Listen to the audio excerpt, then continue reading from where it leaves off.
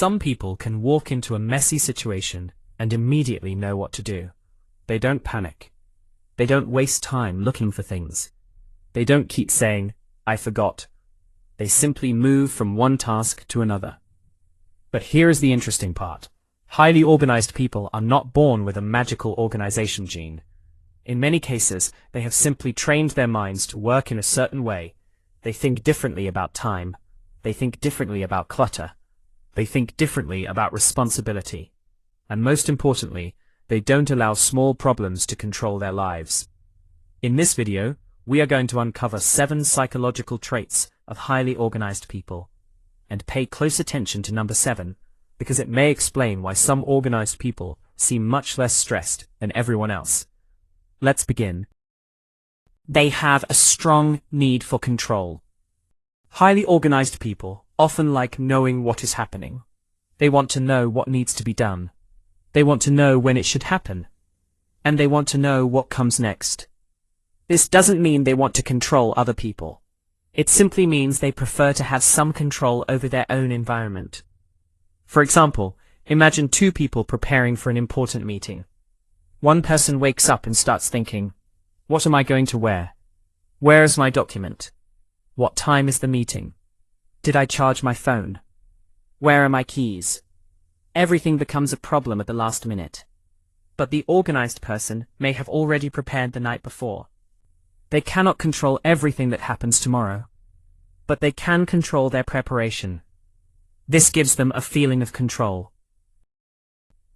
They see clutter as a problem, not just a mess.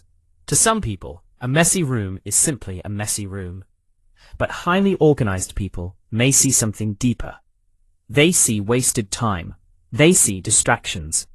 They see things that need to be dealt with. Imagine your desk is covered with papers, clothes, empty bottles, and random objects. Even if you don't notice it consciously, your brain still has to process all that information. Now imagine the same desk with only the things you actually need. It becomes easier to focus. This is why organized people often remove things they don't need. They don't just organize, they reduce. They ask, "Do I really need this? Do I use this? Does this have a place?" If the answer is no, they may throw it away, store it somewhere, or remove it from their environment. They break big problems into small tasks. Highly organized people usually don't look at a huge task and think, "How am I going to do all of this?" Instead, they break it down. Imagine someone needs to clean their entire house. That sounds difficult, but they can break it down. Clean the bedroom, clean the kitchen, clean the bathroom, organize the clothes, take out the rubbish. Suddenly, the huge job becomes several small jobs. This is how organized people often think. They turn something overwhelming into something manageable. The same thing works with work, studying, money, fitness, and personal goals. Instead of saying, "I need to completely change my life," they ask, "What is one thing I can improve today?" This makes action easier. They don't like wasting time searching for things. Have you ever spent 10 minutes looking for your phone? Or your keys? Or an important document? Or a pair of clothes? It feels frustrating. And the worst part is that the thing was probably somewhere close. Highly organized people try to prevent this from happening. They create what you can call homes for their important things. Keys go in one place, documents go in another. Shoes stay in a particular area. Why? Because they understand a simple rule. If everything has a place, you don't have to search for everything. This saves time, but it also saves mental energy.